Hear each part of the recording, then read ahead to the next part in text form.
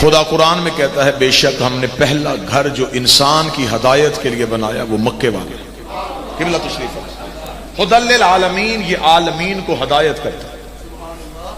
खुदा कहता है कि मेरा काबा करता है हदायत। मौलवी के सर पे कुरान रख के पूछ के हदायत करने वाले को कहते हैं हादी, और हादी का बोलना जरूरी होता है। हादी हदायत करने के लिए बोलता है, खामोश हादी नहीं होता, हादी बोलता है। कुरान हादी है लेकिन खामोश है। समझ तब आएगा जब साथ वारस से कुरान हो। इसका मतलब है कि कुरान का भी कोई वारस है तो काबे का भी कोई मालिक होगा। खुदा कहता है कि मेरा काबा करता है हदायत, लेकिन मौलवी ये नहीं बताता ये हदायत है किसकी वजह से। सुबह सुबह बच्चा स्कूल जा रहा हो तो आप उससे पूछे कहां जा रहा है, वो कहता पढ़ने। आप उसके पीछे जाएं, वो एक इमारत के अंदर चला जाएगा। वो इमारत नहीं पढ़ाती, जो बोल सके वो। उसने कहा था कि मैं पढ़ने जा रहा हूं, उसने कहा था कि मैं तालीम लेने के लिए जा रहा हूं। चला गया वो एक चार दीवारी के अंदर। आप बाहर खड़े हो जाएं और उस बच्चे से सवाल करें बेटा ये ईंटें तुम्हें पढ़ाती हैं, वो कहेगा नहीं। इस चार दीवारी से इमारत के अंदर एक उस्ताद है, पढ़ाता उस्ताद है, नाम स्कूल का लिया जाता है, नब्जे अस्पताल नहीं देखते, अंदर डॉक्टर होता है। कुरान मस्जिदें हिफ्ज नहीं करवाती, अंदर कोई हाफिज होता है। मदरसे तालीम नहीं देते, अंदर कोई आलिम दीन होता है। फिर मौलवी की मत मारी गई है, काबा हदायत नहीं करता, अंदर कोई हादी होता है।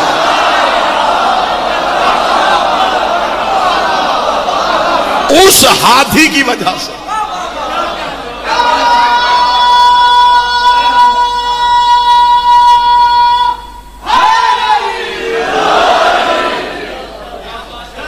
उस हादी की वजह से कहा जाता है कि काबा हदायत कर।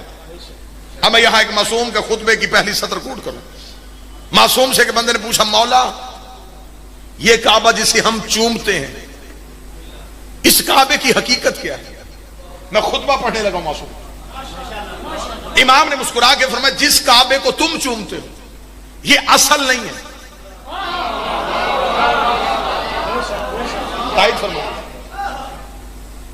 ये काबा शबी है, जमीन का मरकज है ये, इसके बिल्कुल ऊपर आसमान पे भी ये घर है जिसे बैतुल मामूर बोलते हैं। बैतुल्लाह उसकी शबी है। अब मैं अगली सत्र में पता चल जाएगा कितने बंदे मजलिस में हाजिर बैठे हैं, लोग असल नहीं चूमते, शबी चूमते हैं। जो ताईद फरमा सके वो जरूर फरमाएगा। हाजी काबा नहीं चूम के आए बाबा जी, हाजी चूम के आए हैं शबी को। इमाम ने फरमाया बैतुल्लाह के बिल्कुल ऊपर बैतुल मामूर है। बंदे ने सवाल किया मौला वहां क्या होता है। इमाम ने फरमाया यहां क्या होता है। उसका मौला यहां होता है सजदा। फरमाया वहां भी सजदा। यहां होता है तवाफ। इमाम ने फरमाया वहां भी तवाफ। उसका मौला वहां कौन करते हैं। इमाम ने फरमाया यहां करते हैं यहां के रहने वाले। साथ चलते हैं ना, वक्त नहीं। वहां करते हैं वहां के रहने वाले। ये है फर्श वालों का काबा, वो है अर्श वालों का काबा, ये है मट्टी का घर, इसलिए जिस्म तवाफ करते हैं। वो है नूर का घर, वहां नूर तवाफ करते हैं। इमाम ने फरमाया ये बैतुल्लाह है, वो बैतुल मामूर है। यहां हम जिस्मों में आए, वहां हम नूर में थे। जब हम नूर में थे तब हम बैतुल मामूर में थे। उसने कहा अच्छा तो अब पता चला है आपका असल घर ये नहीं, आप तो वहां रहते थे। इमाम के चेहरे पे जलाल आया। इमाम ने मुस्कुरा के बोला वो भी असल नहीं। जब इमाम ने यह जुमला कहा कि बैतुल मामूर भी असल नहीं, बंदा और परेशान हो गया। उससे कहा मौला अगर वो भी असल नहीं तो असल क्या है। इमाम बैतुल मामूर के ऊपर फिर एक घर है जिसे अर्श रहमान कहते हैं। बैतुल मामूर उसकी शबी है, बैतुल्लाह उसकी शबी है। उसका बैतुल्लाह में आपका जिस्म, बैतुल मामूर में आपका नूर, तो अर्श रहमान पे कौन रहता है। इमाम के चेहरे के तेवर बदले। इमाम ने कहा किसकी जरूरत है वो वहां पहुंचे। वहां या हम रहते हैं या वो रहता है, वहां या हम होते हैं या वो होता है। उसका मौला वहां क्या होता है? फरमाया वहां हमारे नूर तौहीद का तवाफ करते हैं। उसका अच्छा मौला अगला जुमला तुम्हारे अकीदे के लिए, इमाम ने कहा 13 रजब को हमारी दादी यहां से अली लेने नहीं आई, बीबी ने पहला कदम काबे में रखा, दूसरा बैतुल मामूर पे रखा, बीबी अर्शे रहमान पे गई, वहां पर्दा फटा, नूरे अली बाहर आया, वहां पर्दा फटा, यहां दीवार फट गई।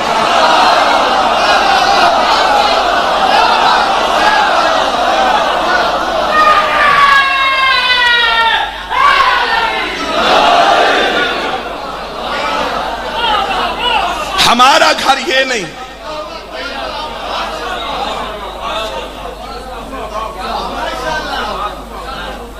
वहां से चले बैतुल मामूर में रुके, बैतुल्लाह से जाहिर हुए, रहते यहां नहीं, रहते वहां हैं। यहां सिर्फ आए थे हदायत के लिए। कोई ये ना समझे कि वो यहां रहते हैं और आज तुम अभी तक शिया इसी बहस में उलझे हुए। ये पैदा होते हैं कि नाजुल होते हैं? अभी तक इस बात में बहस हो रही है, नहीं जी ये तो हमारी तरह आते हैं। जो बंदा कहता है हमारी तरह आते हैं मौला साहब की मौजूदगी में, उस बंदे के सर पे कुरान रख के पूछो, ये जो हजरत इस्माइल का दुम्बा है, जो हजरत इस्माइल की जगह पे आया था, ये पैदा हुआ था? चुप हो तो मैं छोड़ूंगा। ये दुम्बा पैदा हुआ था, ये किसी मां के पेट में रहा, इब्राहिम खरीद के लाया था, बचपन से पाला हुआ था, किसी सहरा से चरता हुआ आ गया था। कहां से आया था? अर्श से। जो चीजें अर्श से आए वो नाज़िल होती है, फिर मौलवी डूब के नहीं मरता। इस्माइल का दुम्बा नाज़िल हो सकता है, अली नाज़िल नहीं हो सकता।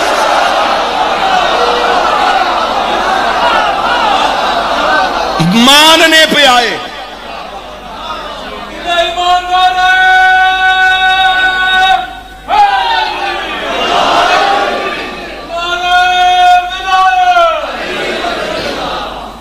तस्लीम करने पे आए, तो इस्माइल के दुम्बे के नजूर को मान लिया। खुदा जमीन पे किसी भी दुम्बे से कह सकता था कि झाड़ियों में से दौड़ के जा और इस्माइल की जगह पे लेट जा। खुदा कहता अगर जमीन से आता मौलवी कह देता वो तो अचानक आ गया था, अल्लाह का प्रोग्राम तो शामिल ही नहीं था। खुदा ने भेजा भी अर्श, हुआ भी नाज़िल। तो जो नबी का मोजज़ा है अगर वो नाज़िल हो सकता है, मेरे पास तो एक लंबी फहरिस्त है, पूरा 1 घंटा मजलिस पढ़ी जा सकती है उन चीजों पे जो अल्लाह ने अर्श से नाज़िल की। साले नबी की ऊंटनी, असाए मूसा का वो अजदहा। चलो ये सारी बातें तो बहुत बार किया। वो जो अली के हाथ में तलवार आई थी,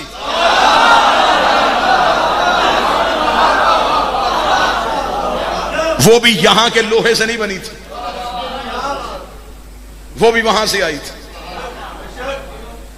आज बंदे कहते हैं कि अली गैब जानते हैं कि नहीं जानते, रसूल गैब जानते कि नहीं जानते। अली तो बहुत दूर की बात है, रसूल तो बहुत दूर की बात है। मौला अली के हाथ में ये लोहे का टुकड़ा था। बाद जंगों में मौला अमीर अल मोमिनीन अपनी जुल्फकार के कब्जे से हाथ उठा देते थे। जुल्फकार हवा में लहराती हुई आती थी, 3 गर्दनें काटती थी, चौथी छोड़ देती थी, 6 काटती थी, 7वीं छोड़ देती थी। एक दिन माल के अस्तर ने अली के कदमों में बैठ के गई, या अली, ये तलवार आपकी उंगलियों से जब निकलती है, या अली ये गर्दनें छोड़ के क्यों चलती है? अली मुस्कुरा के, मैं गर्दनें छोड़ के नहीं चलती, शजरे दे के चलती है, नस्लें दे के चलती है, हसब दे के चलती है, नस्ल। जिंदगी में कभी भी इनकी विलायत पे, इनके इख्तियारात पे शक न करो। फकीर की नगरी में बैठे हो, सैयद के कदमों में बैठे हो। दीन बर्रे सगीर पे मौलवी नहीं लेके आया, फकीर लेके आया। मजहब आले मोहम्मद का फैला है तो फुकरा की वजह से। मौलवी का काम दीन फैलाना नहीं, फकीर का काम, क्योंकि इसका ताल्लुक है इश्क से। शरीयत में मांगा जाता है, इश्क में दिया जाता है।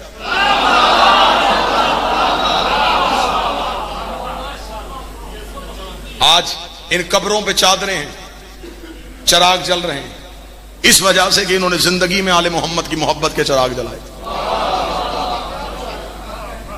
1 घंटा भी तकरीर करता तो पैगाम मैंने यही पहुंचाना था जो अभी पहुंचा रहा हूं। जमाना मुश्किल आ गया है, दौर इंतहाई मुश्किल आ गया है। मौला फरमाते जब मेरे आखिरी बेटे का ज़हूर होगा, हमारे शिया हमें ऐसे छोड़ेंगे जैसे खज़ां में दरख्त को पत्ते छोड़ते, छोड़ना शुरू कर देंगे। कोई धमकी से, कोई खौफ से, कोई लालच से, जो साबित कदम रहेंगे वो है 12वें के लश्कर के सिपाही। छान बरीक से बरीक होता चला जाए, अली को ना छोड़ना। अली वलीउल्लाह के लिए मां दरबार में खड़ी रही, बेटी बाजार में खड़ी।